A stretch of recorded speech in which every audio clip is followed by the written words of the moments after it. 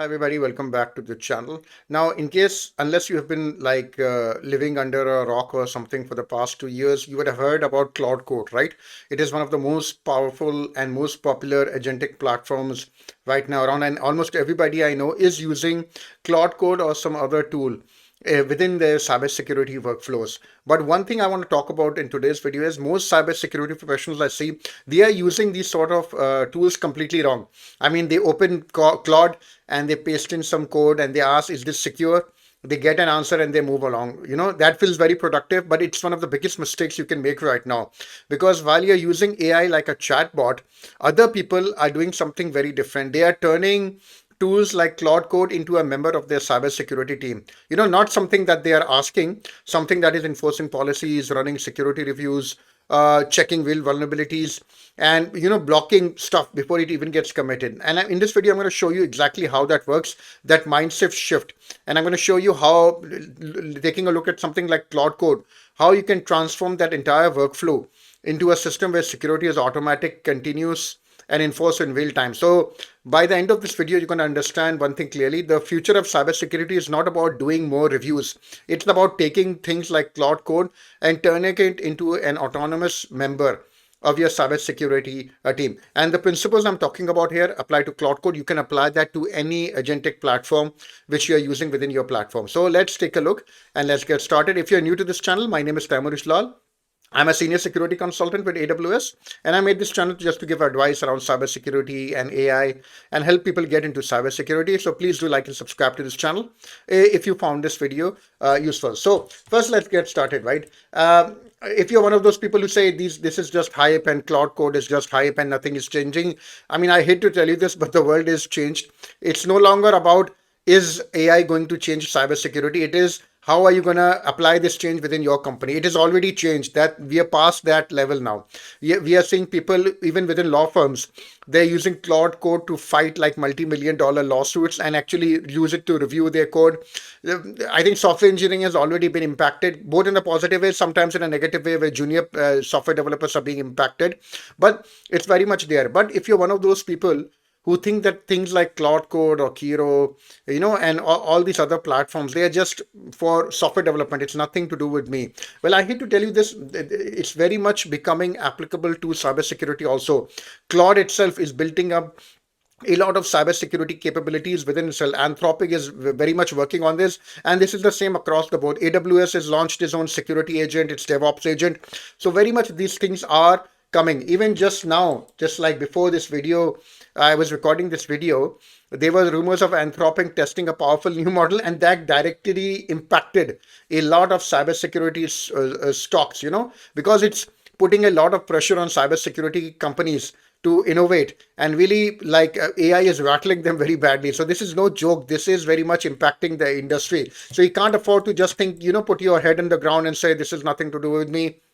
This has to do with software development. So now that we have understood this, let's take a look. Now, what is the mistake that most cybersecurity professionals make when it comes to tools like Claude Code or Kiro? They, like I said, they use it like a chatbot, this is what they say. They put some code, explain this code, find vulnerabilities, write me this secure function. There's nothing wrong with that. I'm not saying this is wrong, but this is utilizing just a small portion of that power. The mental model is that you treat Claude Code and other tools like a security system. So it's not just one thing, it's a layered system. Think of Claude Code as a layered system where you have multiple layers, right? As like you would define a security team, you would define your policies, you would define procedures, repeatable processes, you would give this team tools, right? You would assign it specialist, and then you would enforce controls to continue to say, this is how you would build a security team, right? And this is exactly how you need to think about Claude Code. So these are the three levels. The level one is the chatbot, right? You think of most people use it like this. Other people, they use it within their IDEs as a coding assistant, which is also amazing. But this is the level which you want to reach, which is the security engineer, where you turn Claude Code into like a junior member of your cybersecurity team. Now, how does that work? Okay, so we're going to take this layers that we talked about, policies, procedures, tools, specialist, and continuous control, and see how we can apply that using Claude Code. Well, the first layer, which is the policy, it is something within Claude, you can call it Claude MD. This is a markup file which you define, where you can define your coding standards, what libraries are banned, your authentication authorization rules, logging and monitoring, compliance expectations, all of that you can define. As you can see here, this is one I made for a project that I was working on personally. And this is, I've put literally the entire security policy, you can think of it, within Claude MD. And this gives Claude the brain, instead of telling every time, hey, Claude, do this, do not do this, you can put this at an organization level, and every developer will have to follow this. This is one of the most powerful ways in which you can give Claude MD your security policy. You give it a brain which already knows your security policy. So it's not like every time you have to enforce this, right? The second one is procedures, which is skills. Let's say you have certain skills within, you have certain procedures within cybersecurity, right? You have things like threat modeling, you have secure code review, dependency risk analysis, secrets detection. Every time you have to initiate a particular workflow. Now, you can have developers do this, but every developer is going to do this differently, right? That's why you define procedures within cybersecurity. So this is where skills come along. You can actually define a skill within Claude MD. For example, this is one I made for threat modeling. So I pointed it as at the OWASP juice shop, which is, a very famous like insecure web app. And I put in all my knowledge about threat modeling. Now I just have to call this skill, and it will create like an ASCII diagram of the threat mapping, and it will create a very, very thorough threat model. And you can now publish the skill to all your developers. So your procedures, they become skills, and it's now consistent. So it's not like everybody is doing the procedure differently, right? So again, a very, very powerful way of embedding your procedures within Claude Code. Let's move on to tools. Now, this is where MCP servers come in. MCP servers, this is where you can give Claude access to security tooling. MCP is basically the protocol. Think of it like a USB for AI agents. It gives them access to the internet, access to tools. Now, from a cybersecurity perspective, that means they can query databases in real time. They can check package vulnerabilities.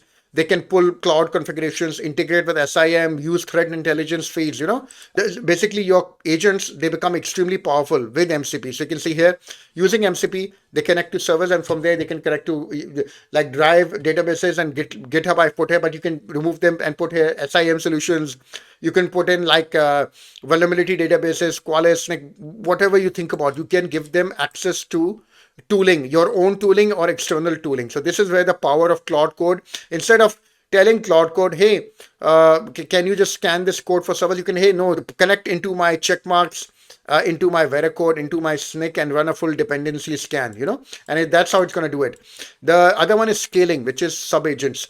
Now, like I said, you have a cybersecurity team, right? You not one guy is not doing everything. You have people focus on code analysis, secret scanning, dependency, configuration, threat modeling. This is where you can actually think about how to scale your cybersecurity processes using agents. Claude gives you the ability to spin up multiple agents, and you can have them basically connecting to other tools and doing a very thorough assessment. Now, one thing I want you to be very clear, some people get very excited here and they want to use agents for everything. They think agents are there for everything. I want to write a small article, I'm going to use multiple agents for that. You don't need to do that.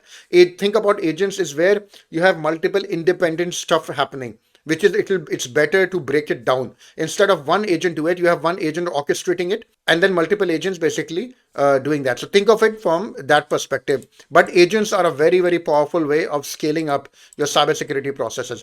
And lastly, automation, which is hooks. Now, just like you have hooks within your code development, right? You can make sure that any violations are caught instantly. Your developers are committing something, or they're writing insecure code. They're editing a configuration file. You can put in guardrails or hooks which become instantly, it can stop a developer from doing stuff. You don't even have to wait for the pipeline to run, right?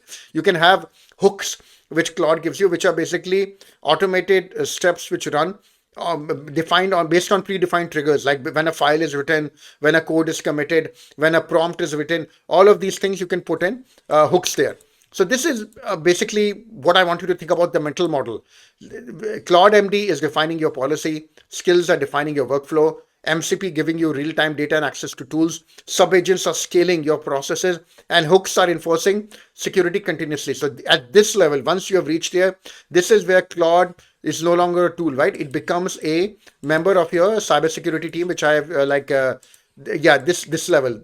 Once you've enforced it, this is the level you've reached here, which is level 3, which is a security engineer. And this is where it really scales and becomes much more powerful than a simple coding agent, which is what unfortunately a lot of people they make the mistake of using it like this. So this is what I really want you to focus on.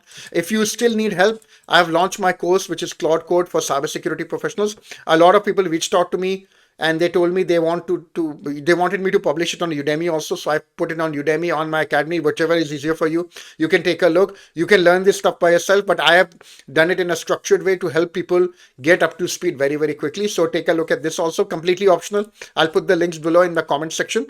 But I hope you've understood now that this is the way, this is the future. If you want to be serious about using tools like Cloud Code, how to turn it into a member of your cybersecurity team. So I hope this was useful to you. Thank you very much. Please do like and subscribe to this channel, and I will see you in the next video.